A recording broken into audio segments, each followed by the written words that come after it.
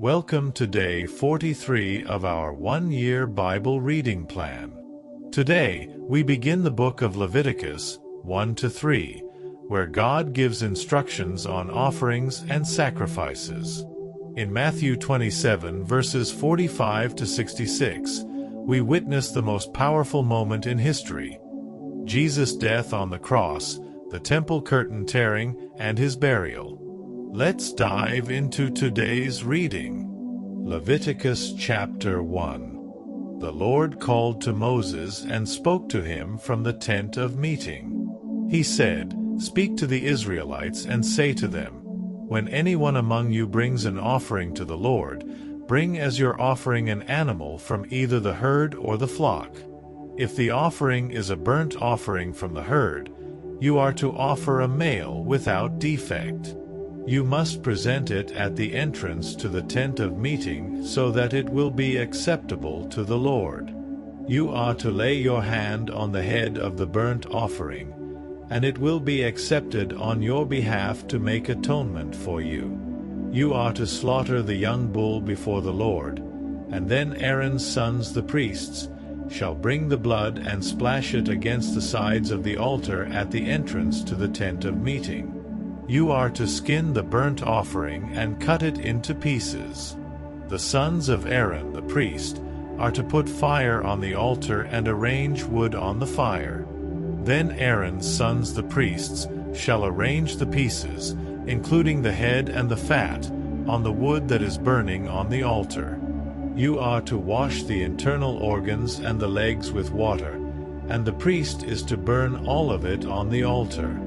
It is a burnt offering, a food offering, an aroma pleasing to the Lord. If the offering is a burnt offering from the flock, from either the sheep or the goats, you are to offer a male without defect. You are to slaughter it at the north side of the altar before the Lord, and Aaron's sons the priests shall splash its blood against the sides of the altar. You are to cut it into pieces, and the priest shall arrange them, including the head and the fat, on the wood that is burning on the altar. You are to wash the internal organs and the legs with water, and the priest is to bring all of them and burn them on the altar. It is a burnt offering, a food offering, an aroma pleasing to the Lord. If the offering to the Lord is a burnt offering of birds, you are to offer a dove or a young pigeon. The priest shall bring it to the altar, wring off the head and burn it on the altar. Its blood shall be drained out on the side of the altar.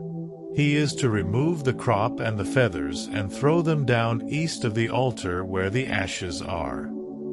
He shall tear it open by the wings, not dividing it completely, and then the priest shall burn it on the wood that is burning on the altar. It is a burnt offering, a food offering, an aroma pleasing to the Lord. Leviticus chapter 2. When anyone brings a grain offering to the Lord, their offering is to be of the finest flour. They are to pour olive oil on it, put incense on it, and take it to Aaron's sons the priests. The priest shall take a handful of the flour and oil, together with all the incense, and burn this as a memorial portion on the altar, a food offering, an aroma pleasing to the Lord. The rest of the grain offering belongs to Aaron and his sons. It is a most holy part of the food offerings presented to the Lord. If you bring a grain offering baked in an oven, it is to consist of the finest flour, either thick loaves made without yeast and with olive oil mixed in, or thin loaves made without yeast and brushed with olive oil. If your grain offering is prepared on a griddle, it is to be made of the finest flour mixed with oil and without yeast. Crumble it and pour oil on it. It is a grain offering. If your grain offering is cooked in a pan, it is to be made of the finest flour and some olive oil. Bring the grain offering made of these things to the Lord.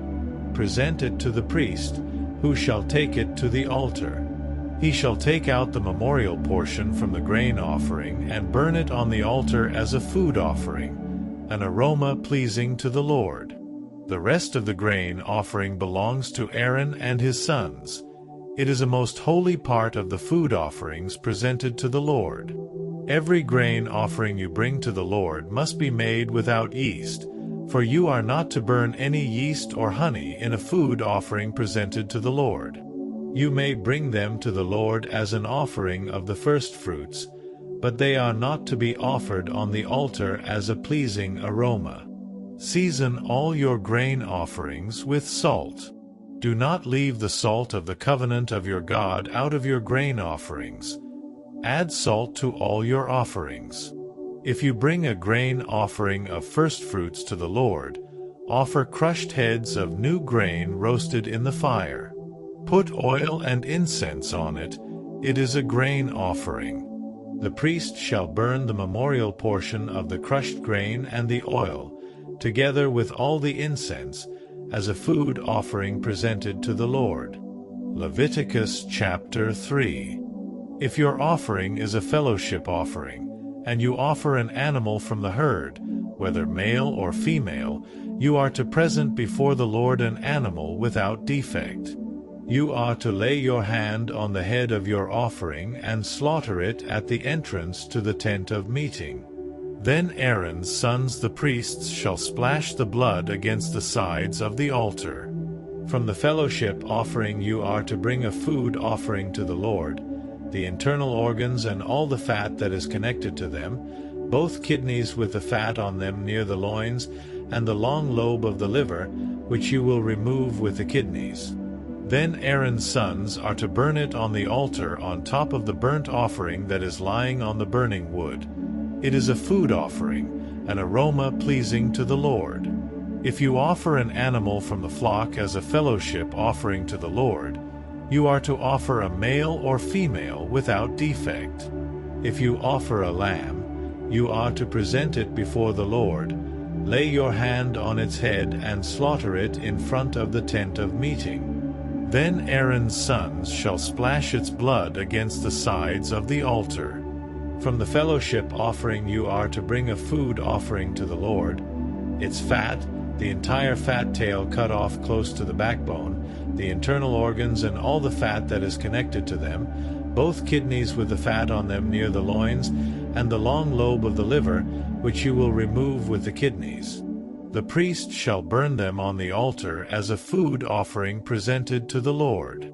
If your offering is a goat, you are to present it before the Lord, lay your hand on its head and slaughter it in front of the tent of meeting.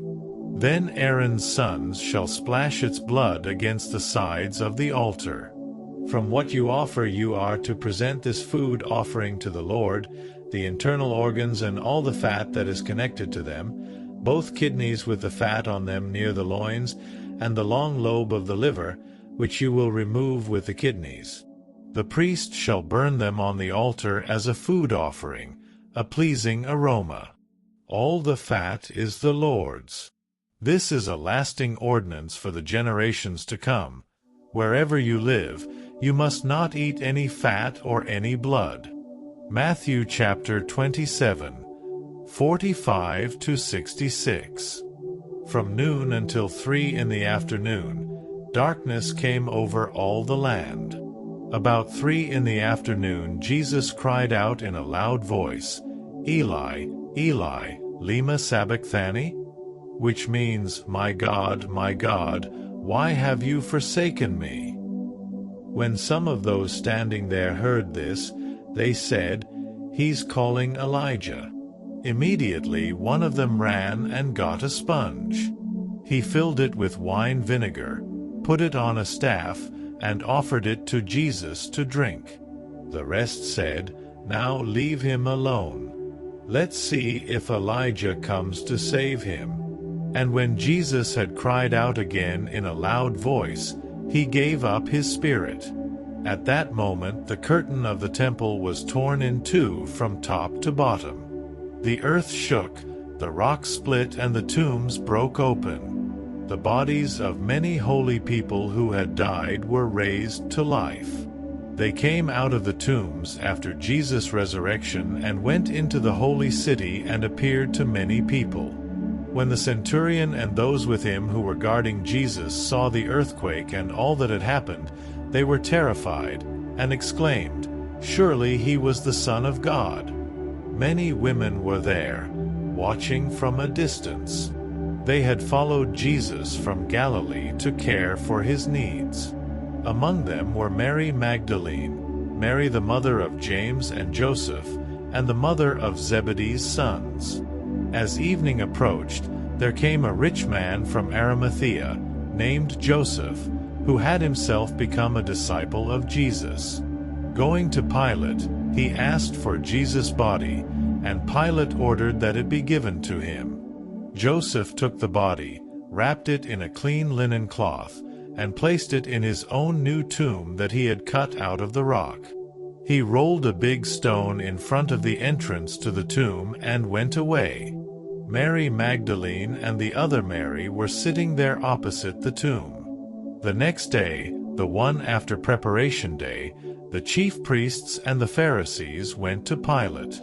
"Sir," they said, "we remember that while he was still alive that deceiver said, 'After 3 days I will rise again.' So give the order for the tomb to be made secure until the 3rd day.